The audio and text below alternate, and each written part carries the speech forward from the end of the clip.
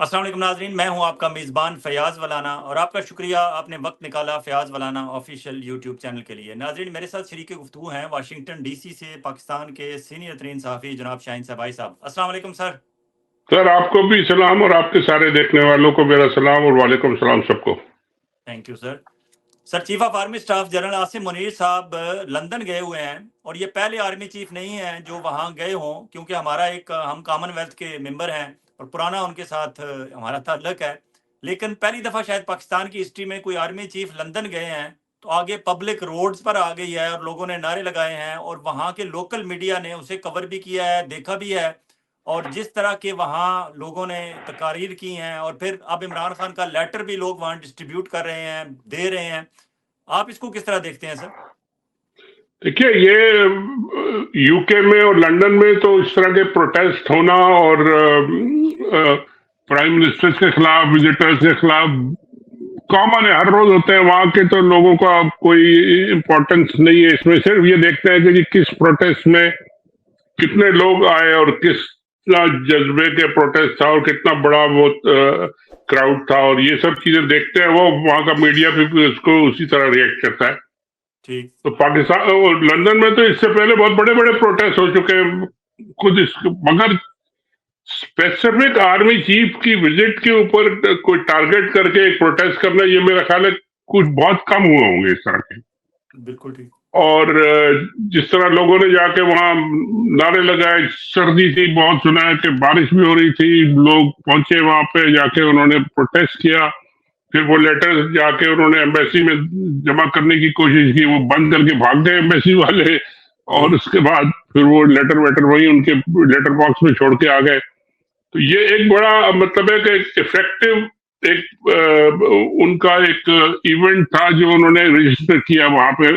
और ये सबको वहां रजिस्टर होगा, लंदन में भी उनकी गवर्नमेंट को भी, उनके जो पॉलिटिकल लीडर्स हैं उन सबको ये मैसेज जाएगा कि जी ये आर्मी चीफ साहब जो है ना, इनकी कोई बहुत बड़ी गड़बड़ है और ये ठीक नहीं है। और ये सर, करना चाहिए था मेरा ख्याल है पीटीआई को। बहुत शॉर्ट नोटिस में, मेरा ख्याल है 1-2 दिन के नोटिस पे उन्होंने, क्योंकि आखिर वक्त तक उन्होंने सीक्रेट रखा था कि जी विजिट को। जी।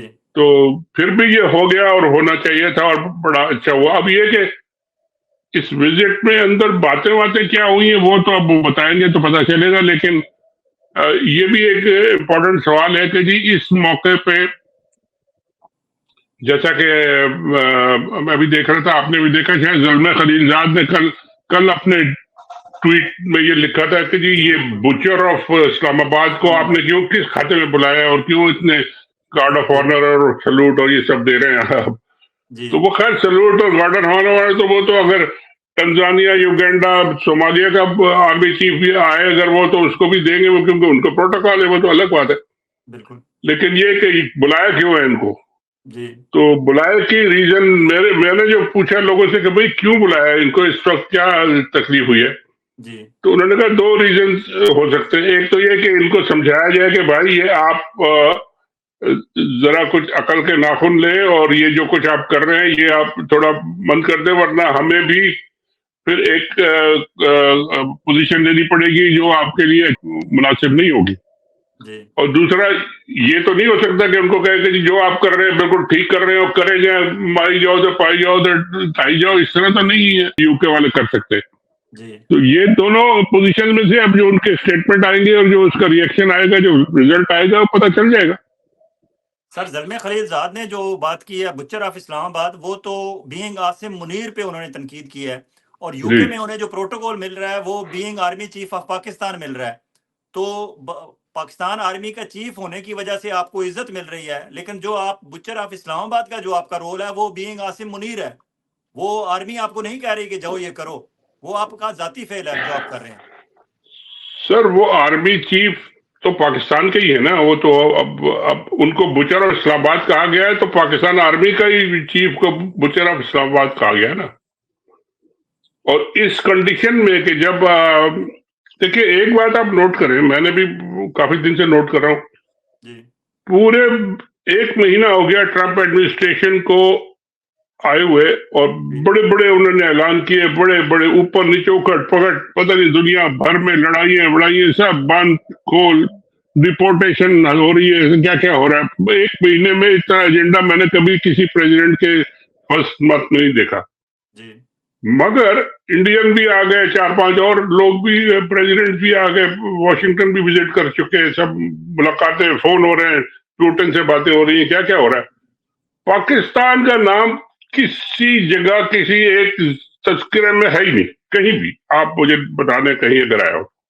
सर, हमारा मीडिया क्या कर रहा है? जो वाशिंगटन डीसी में हमारे सहाफी भाई बैठे हुए हैं, वो क्यों नहीं बोल अच्छा, रहे? ये उनके ये कितने मैं लोग बल्कि हैं? पूछना भी चाह रहा था कि जी हमारा कितनी ब्रीफिंग हो चुकी है व्हाइट हाउस की बेस पे। वो तो प्रेसिडेंट खड़ा होता है तो कहता है पूछो, गपशप लगाओ जी, जितने मर्जी सवाल करने करे जाओ करे जाओ। वो he doesn't care, he doesn't, वो सब का जवाब है उनके पास।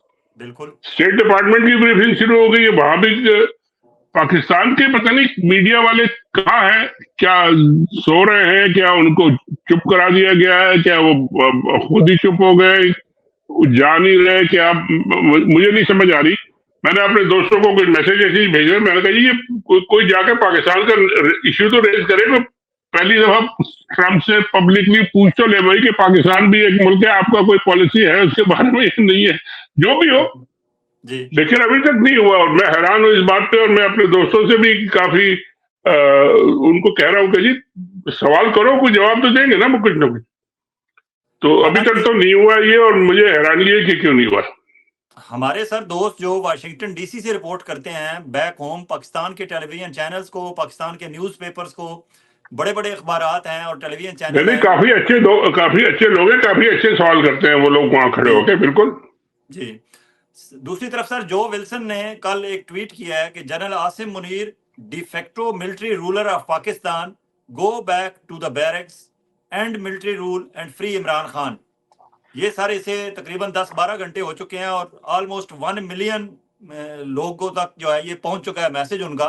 तो जो विल्सन ने जो पाकिस्तान डेमोक्रेसी एक्ट लेके आ रहे थे पार्लियामेंट में, अमेरिकन पार्लियामेंट में, वो पाकिस्तान डेमोक्रेसी एक्ट तो ड्राफ्ट वो तैयार कर ही रहे हैं, लेकिन दरमियान में ये जो उन्होंने ट्वीट किया है, इसका कोई असर होगा बैरक्स में वापस जाने वाले साहब के लिए कि वो जाने के लिए तैयार होंगे या नहीं होंगे? देखिए, जब तक ये ट्रम्प एडमिनिस्ट्रेशन ने ओथ वगैरह नहीं लिए थे और उनके नॉमिनेशन नहीं हुए थे और लोग उनके साथ जो थे, जैसे रिचर्ड ग्रिनेल थे, ज़ल्मे खलीलज़ाद थे, रिप्रेजेंटेटिव कोजार थे, जिन्होंने उनके जो हाउस में रेज किए थे इशू, जी वो सब तो इंडिपेंडेंटली एक इंडिविजुअली कर रहे थे। लेकिन जब से ये गवर्नमेंट बनी है तो लोगों की ड्यूटीज और उनके अपॉइंटमेंट्स, उनके डिपार्टमेंट वो सारे क्लियर कर दिए गए कि जी आपका ये है, आपका ये, आपका ये। तो फिर ये नए जो विल्सन साहब, जब रिचर्ड ग्रिंडेल साहब ने बहुत सारे ट्वीट कर दिए, जब उनको एक टास्क मिल गया, पोजीशन मिल गई, तो फिर उन्होंने वो बंद कर दिए और फिर ये जो विल्सन साहब ने शुरू कर दिए। इसी तरह ज़ल्मे साहब जो कर रहे हैं। तो इश्यू ये है कि जो भी करीबी लोग हैं उनके, वो इस इश्यू को सेकंड रैंक पे या थर्ड रैंक की जो लीडरशिप है उसमें वो रेज कर रहे हैं, बाकायदा रेज कर रहे हैं, करे जा रहे हैं। अभी तक टॉप की तरफ से, जैसे मैंने कहा कि पाकिस्तान का नाम ही किसी ने नहीं लिया है, जी और स्टेट डिपार्टमेंट के लेवल पे या उनके सेक्रेटरी ने भी नाम नहीं लिया है। तो ये तो कर रहे हैं और इसका कोई अभी तक जवाब भी नहीं आया है, ना कोई डिनाइल आया, ना कोई इसका कोई ऐसा आया है कि जी आप ये ना करें, या इसका कोई डिनाई किया हो किसी ने, या कहा हो कि जी ये इनकी इंडिविजुअल अपनी पर्सनल ओपिनियन है। ये कुछ नहीं हुआ। जी तो इसका मतलब ये है कि जी पॉलिसी तो वहां है कि जी आप जरा रेज करें, जब हमारा नंबर पाकिस्तान का प्रायोरिटी में आ जाएगा तो फिर हम बताएंगे, या अगर नहीं आए तो कोई सवाल पूछ लेगा तो फिर बता देंगे, वो बताना पड़ेगा। तो जो विल्सन साहब तो बड़ा जबरदस्त काम कर रहे हैं। अब अगर एक उनका एडमिनिस्ट्रेशन का ऑफिशियल बुचर ऑफ इस्लामाबाद कहता है आसिम मुनीर को, और दूसरा कहता है कि जी ये डी फैक्टो डिक्टेटर हैं, तो बात तो बिल्कुल क्लियर है कि जी उनकी पोजीशन अमेरिकन एडमिनिस्ट्रेशन में क्या है। अब उसको किस तरीके से वो प्रेजेंट करते हैं, किस तरीके से वो सामने आते हैं, किस तरीके से क्या आगे चल के होता है ये। मगर जो लाइंस है वो तो उन्होंने ड्रॉ कर दी है कि जी दीज आर द लाइंस जिसमें ये एडमिनिस्ट्रेशन सोच रही है और जा रही है।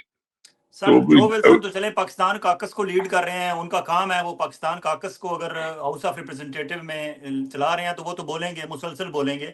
लेकिन इस्लामाबाद में जो इस वक्त चार्ज डी अफेयर हैं नटाली बैकर, वो 4 दिन पहले मोहसिन नकवी से पहले मिली, जो पिंडी वालों के आसिम मुनीर के नुमाइंदे हैं। उससे अगले दिन वो शहबाज शरीफ से भी मिली, और शहबाज शरीफ उनसे जब मिल रहे थे तो शहबाज शरीफ ने ऐसे हाथ बांध के ऐसे बैठे हुए थे उनके सामने, बता रहे थे कि भाई बीबी मेरे हाथ बांधे हुए हैं, जो बात करनी है वो पिंडी वालों को मोहसिन नकवी के जरिए करो या खुद जीएसक्यू चली जाओ। तो और फिर उस दिन उस मुलाकात के बाद, मोहसिन नकवी की मुलाकात के बाद, इन्होंने इमरान खान के हवाले से जितने मुकदमात थे सारे 27 फरवरी 26 फरवरी तक इन्होंने होल्ड कर दिए। इमरान खान की मुलाकातों पे पाबंदियां लगाने की कोशिश की। वो तो पीटीआई वाले तगड़े हुए, उन्होंने शोर करके तो अपनी मुलाकातें ओपन करा ली, वरना उनका प्लान ये था कि 10 दिन के लिए बिल्कुल इमरान खान को सॉलिटरी कन्फाइनमेंट में रखा जाए और उससे बैक एंड पे जो उससे मनवाना है मनवा लें। क्योंकि मेरा अंदाजा है कि शायद 10 दिन बाद ये अमेरिकन एम्बेसी वाले दोबारा पूछेंगे कि हाँ क्या किया है आपने। मेबी उन्होंने 10 दिन का टाइम दिया हो इन्हें। इससे तो नजर ये आता है ना, बड़ा क्लियरली नजर आता है कि जी ये पाकिस्तान वाले जो हैं ये डे टू डे लिविंग कर रहे हैं, they are going from day to day कि जी आज गुजर गया, चलो बड़ा अच्छा है, आज कोई बात नहीं, कल का देखते हैं कि कल क्या होगा जी। ये तो इंतजार कर रहे हैं कि जी कोई ना कोई जब पॉलिसी आएगी, धमाका होगा, बम फूटेगा, तो फिर हम क्या करेंगे। और वो उनको इंतजार है। अब वो जितना मर्जी टाइट कर ले, जितना बढ़ा ले, कितने 1-1.5 साल से वो बढ़ाते जा रहे हैं, हर रोज एक एक हफ्ता कर करके, फायदा क्या हुआ उनको उनको पता नहीं चला अभी तक कि जी इनका कोई इन चीजों का कोई फायदा नहीं होता। और सारी उन्होंने जज भी बदल लिए, अपना पार्लियामेंट भी बदल ली, अपने सारे मर्जी के ले आए, फिर भी उनको कोई ऐसा फायदा नहीं हो रहा कि जिससे नजर आए कि जी अब ये इमरान खान साहब 1-2 साल 10 साल जेल में रहेंगे और उनको बाहर नहीं आने का। सब लोग बैठे हैं उम्मीद में कि जी आएंगे बाहर और जल्दी आएंगे, और सब लोग तैयारी कर रहे हैं। तो ये उनकी तो पॉलिसी बिल्कुल लगता है कि जी टोटल फेल है। वो तो एक एक दिन गुजार रहे हैं कि जी आज के दिन अच्छा गुजर गया, चलो कल का दिन देखेंगे कैसा है। तो ये अभी बहुत सी चीजें क्लियर नहीं हुई है, और बहुत सी जब ये क्लियर होंगी तो फिर मामला जो है ना आगे चलेंगे। लेकिन सर सुन्नी इत्तेहाद कौंसिल के सरबराह साहबजादा हामिद रजा ने कहा है कि इमरान खान को यह ऑफर की गई है कि 3 महीने के लिए आप बिल्कुल खामोश हो जाएं, फिर उसके बाद आपको खुले बोलने की इजाजत होगी। और यार पहले 3 साल से वो शुरू हुए, पहले 3 साल से शुरू हुए थे, फिर वो 1 साल पे आ गए, फिर वो 6 महीने के लिए आ गए, 3 महीने के लिए आ गए। मेरा ख्याल है अब वो पता नहीं 2 दिन के लिए आ जाएंगे, 10 दिन के लिए आ जाएंगे, उससे क्या फर्क पड़ता है। उनको पता नहीं चला कि जी इमरान खान इन बातों में नहीं आने वाला। अभी तक उनको वही उसी लाइन पे चले जा रहे, एक एक दिन आगे बढ़ाए जा रहे। कभी वो मुलाकातें बंद कर देते हैं, कभी मुलाकात इसकी शुरू हो गई, इसकी बंद हो गई। इन चीजों से अब कोई फर्क नहीं पड़ता। चीज आर नॉट इररेलेवेंट। इन चीजों से सब इमरान खान बहुत ऊपर आगे निकल गए सर। तो आप क्या समझते हैं कि इमरान खान नए इलेक्शन से कम पे राजी नहीं होंगे या फॉर्म 47 से कम पे राजी नहीं होंगे? जी हाँ, देखिए जो इम्पोर्टेंट चीज अब हो रही है इमरान खान के एंड पे और अपोजिशन के एंड पे, वो ये हो रही है कि जी अपोजिशन वाले सारे इकट्ठे होके मिल रहे हैं। ठीक। उन्होंने 2-3 मीटिंगें की हैं, उन्होंने अपना जो एजेंडा है वो भी बिल्कुल 1-2 पॉइंट्स में ले आए हैं, और वो मेरा ख्याल है कि वो यही है कि जी ये असेंबलियों को डिसॉल्व करें और इलेक्शन अनाउंस करें। ठीक। और इसमें तमाम जो पार्टीज हैं, जिसमें अब सुनाइए कि गंडापुर साहब 24 या 25 को सिंध जा रहे हैं, वहां पे जाके पीर बगाड़ा से मिलेंगे और उनसे बात करेंगे। अचकजई साहब भी होंगे, मौलाना फजल रहमान भी बीच में आ रहे हैं कि जी आप, ये सारा इनका जो एक जॉइंट अपोजिशन बन रही है, जो तकरीबन एक बन चुकी है। और ये मेरा ख्याल है रमजान में ये एक क्वाइट किस्म की इफ्तारियां और ये वो करके सारी मीटिंग करते रहेंगे, और रमजान के फौरन बाद फिर ये पब्लिक मीटिंग्स और पूरी कैंपेन जो है वो शुरू कर देंगे। तो दिस विल डिसाइड कि जी ये सारा पीरियड जो है, इसमें 2 पॉइंट एजेंडा या 1 पॉइंट या 2 पॉइंट, वही 2 पॉइंट ही काफी है कि जी आप इसको डिसॉल्व करें और नए इलेक्शन करें जी।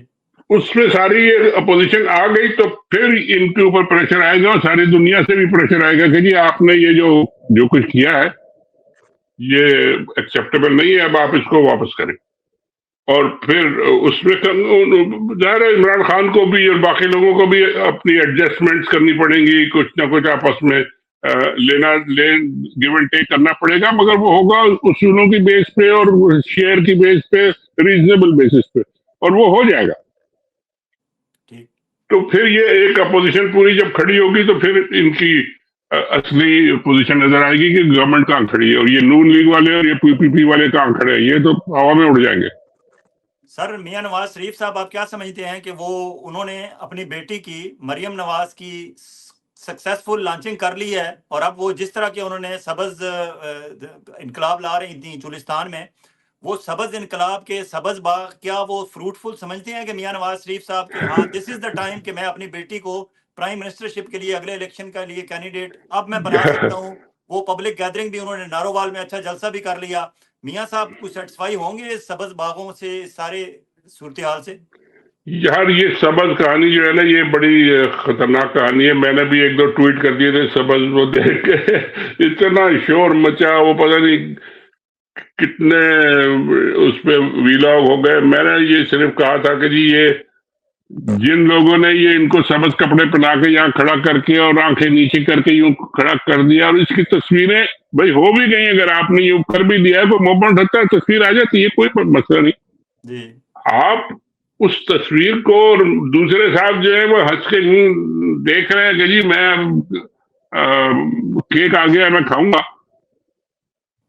सर बात यह है कि जी जब इन्होंने रिलीज किए हैं वो, उससे मतलब बिल्कुल क्लियर होता है कि जी ये लोग इनकी नीयत ठीक नहीं थी, और ये इसी तरह करते हैं लोग। खैर वो ट्वीट ट्वीट तो अब चल रही है। आज मैं सुन रहा था कि जी वो इन्होंने जो सबज वबज लगाया था, वो बारिश हुई, सारा सब्जा गायब हो गया, वो धुल गया। अब पता नहीं कौन सी सड़कों पे और कौन सी कहाँ इन्होंने सबज लगाए थे। तो सड़कों पे लगाए थे कि जी ये बाइक रोड है, ये फलाना रोड है, वो सारा सब्जा वब्जा गायब हो गया। पता नहीं किस कौन सा पेंट लगा दिया, कौन सा हरा रंग लगा दिया, क्या किया, वो धुल गया और सब बराबर हो गया। मियां नवाज शरीफ साहब पे तो मैं बहुत मतलब बाद में लोगों ने मुझे कहा कि जी आपका ये सोचना गलत है। मैं सोच रहा था कि जी वो कुछ गैरत, कुछ शर्म दिखाएंगे और ये कहेंगे अपनी अपनी बेटी से कि तुमने अगर प्राइम मिनिस्टर बनना है तो मेच्योर हो जाओ, कुछ थोड़ा बेहतर अपनी परफॉर्मेंस करो, तो अपने आप को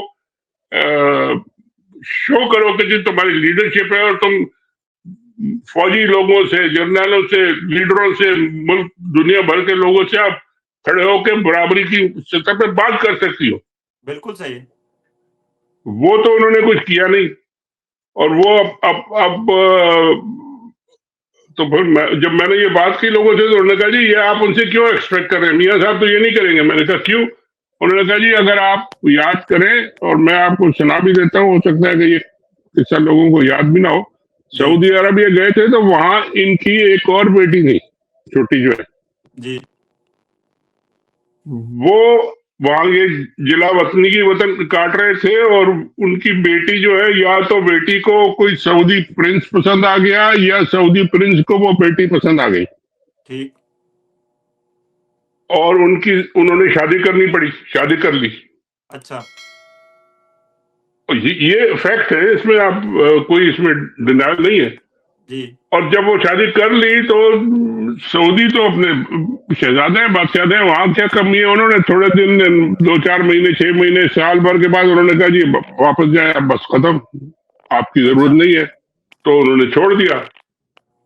इन्होंने मैंने ये सुना है, अभी एग्जैक्ट नहीं पता, कई 100, 200, 300 मिलियन डॉलर भी साथ उन्होंने दिए, ये ले ले आप जाए, और इन्होंने एक्सेप्ट कर लिया।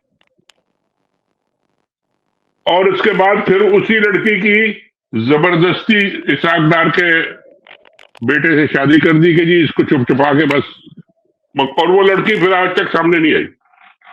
और इसहाक डार इसीलिए उनके साथ चिपके हुए हैं क्योंकि उनके सारे राज जो है ना वो उनके पास। तो ये मियां नवाज शरीफ साहब का तो ये अगर कैरेक्टर है, तो वो क्या रोकेंगे? वो तो आप उनको जनरल रानी कहे या जनरल पुरानी कहे या जनरल नहीं कहे, कुछ नहीं फर्क पड़ता।